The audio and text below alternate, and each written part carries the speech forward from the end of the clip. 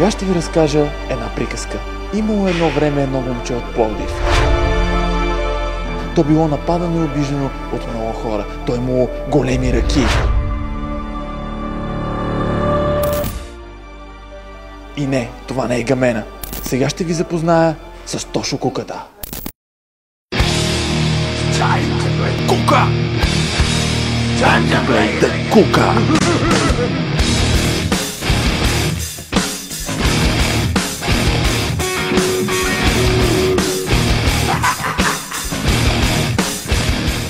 За по-малко от 2 седмици Тошо Куката се превръща в интернет сензация. Фотосите му с огромни ръце обикалят страниците в социалните мрежи и го превръщат в нарицателно за фотошоп батка. Потребителите го обвиняват, че обработва снимките си и го иронизират брутално. Най-активни са групите Подлодял гълъб и Шкембе чорба, които правят Тошо на салата. Ситуацията излиза извън контрол, когато мобилният му номер става публично достояние и започва телефонен терор, като Куката дори получава заплахи за живота си.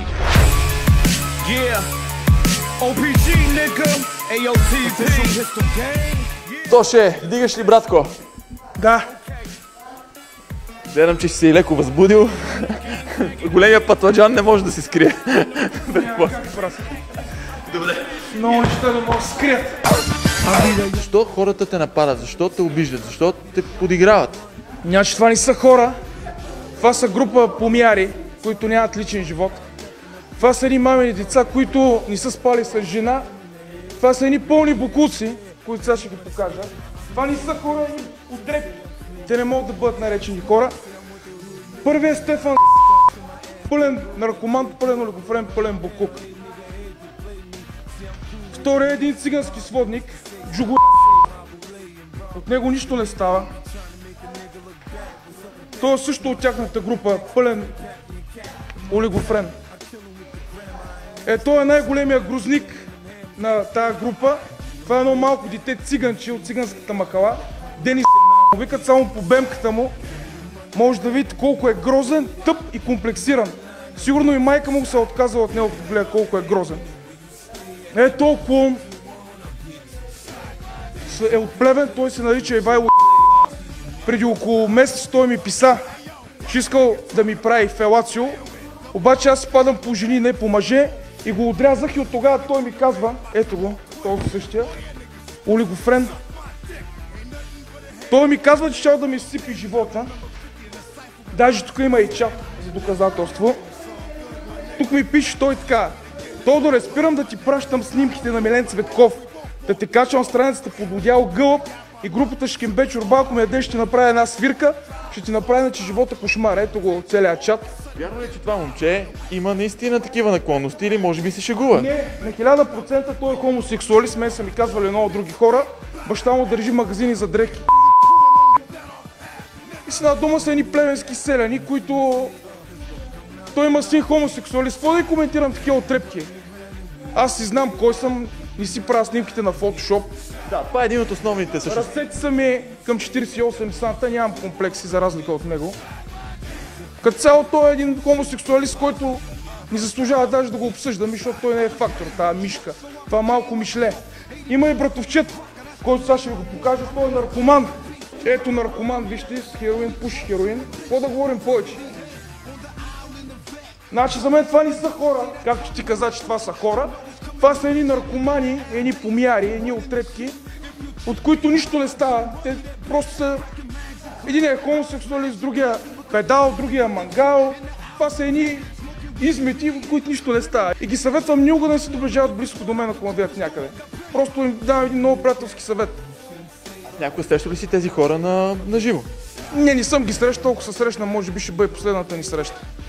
Вярно ли, че си ходил на такива оговорени срещи да се биете с... Да, и те никога не са едвали, поне 10 пъти съм ходил, никой не е едвал. Дошъл съм пред да се бием. Нали се разбрахме, че ще ми тук и се бием, бе, мухло? За квота няма, бе, палячо смешен. Нали се разбрахме, че се бием едно в едно, бе, мухло?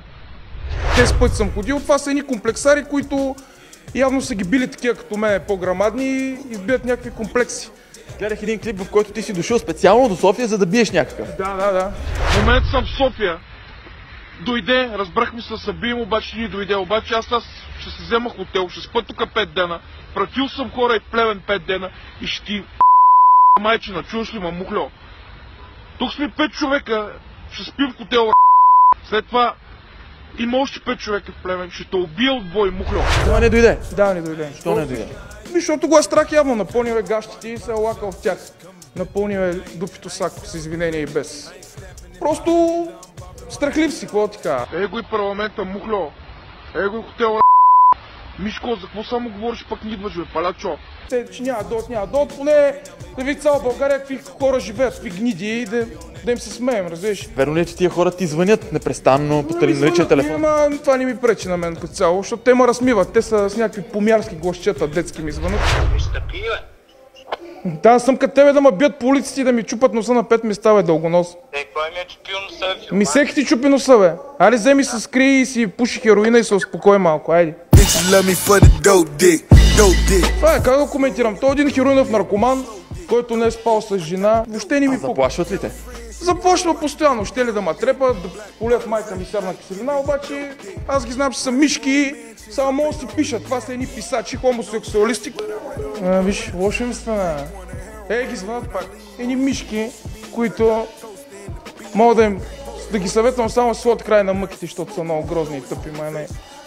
Вземете са гръбнети, момчета, не са мъчети, майна. Много сте грозни, много сте прости. Точно тези шматки и 20 човека дойдат просто. Само ще падат като круши.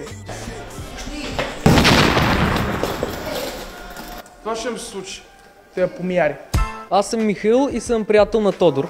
Мишо, верно ли, че и ти отнасяш бъзици покрай Тошо? Да, това го правят едни младежи, които нямат достатъчно интелектуален потенциал и вместо да се развиват интелектуално или в залата, както тук ние ходим да тренираме, те изявяват своите комплекси по интернет непрекъснато. И смятам, че тези младежи трябва... Явно са и малки пищиците и затова просто и тънки, и затова са комплексирани и ми качват даже и моя, явно, защото обичат да го взимат отзад. Защо си снимаш члена? Защото ми е много голям и нямам комплекси, защо да не го снимам? Който има снима, който няма го крие. Нищо лошо няма. Колкото ми е голям, Вярно ли, че му викаш патладжан или нещо такова? Ама ти май още си някакво възможно. Дебел. Това не е срамно да имаш голям член. Тези младежи трябва да се ориентират към нещо по-стойностно, примерно да отидат в библиотека, да се върнат отново в училище и да пропуснат наваксаното, защото интелектуалният им потенциал е, как да го кажа, направо отрицателен. Или аз имам един съвет.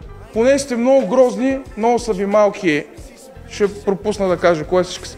Вземете и самоубийте да не са мъчите пичове. Самоубийци са, защото просто живота ви не е смислен. Вие сте хомосексуалисти, вас вълпуват отзад. Просто са грамнети, защото вие само може да пишете, разбираш ли?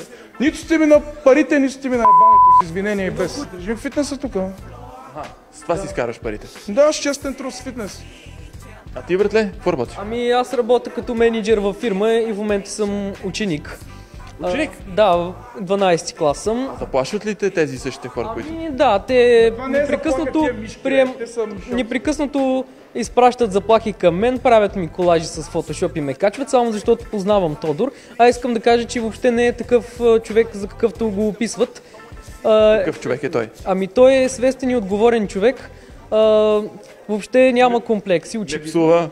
Ами да, държи се интелигентно.